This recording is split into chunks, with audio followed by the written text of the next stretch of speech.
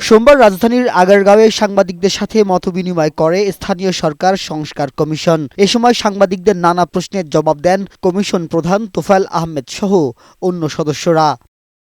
Commission প্রধান জানান, বিনা প্রতিদ্বন্দ্বিতায় নির্বাচিত হওয়ার পথ বন্ধ করতে একক প্রার্থী থাকলে সেখানে পুনরায় তফসিল ঘোষণা করার সুপারিশ করবে কমিশন। এছাড়া স্থানীয় সরকারের যে কোনো সিদ্ধান্ত ও অনুমোদনে জনপ্রতিনিধিরা যাতে সংসদ সদস্যদের প্রভাবমুক্ত থাকতে পারে সেজন্য সুপারিশ করা হবে বলেও জানান তিনি। লোকাল গভর্নমেন্ট স্বাধীনভাবে কাজ করতে পারবে এবং লোকাল গভর্নমেন্টের লোকদেরও তো মাজার একটু জোর থাকতে হবে।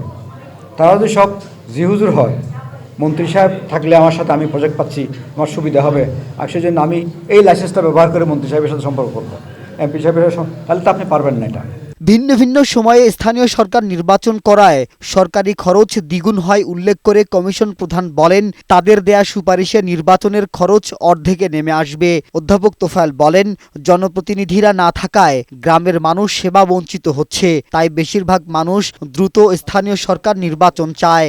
অল লোকাল গভর্নমেন্ট ইলেকশনস 2021 থেকে 24-এর আগ পর্যন্ত যেগুলো হয়েছে 23,000 কোটি টাকা খরচ হয়েছে।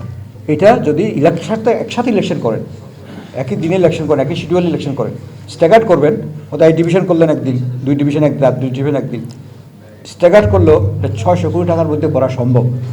স্থানীয় সরকার ব্যবস্থা আরও শক্তিশালী করতে সংরক্ষিত নারী সদস্যদের কার্যকর ভূমিকা রাখার ব্যবস্থা করতে হবে বলেও জানান তিনি। লোকাল গভর্নমেন্ট হচ্ছে রাজনীতি শেখার জাতীয় রাজনীতির পাঠশালা। মাহবুব আজমি, বৈশাখী সংবাদ, ঢাকা।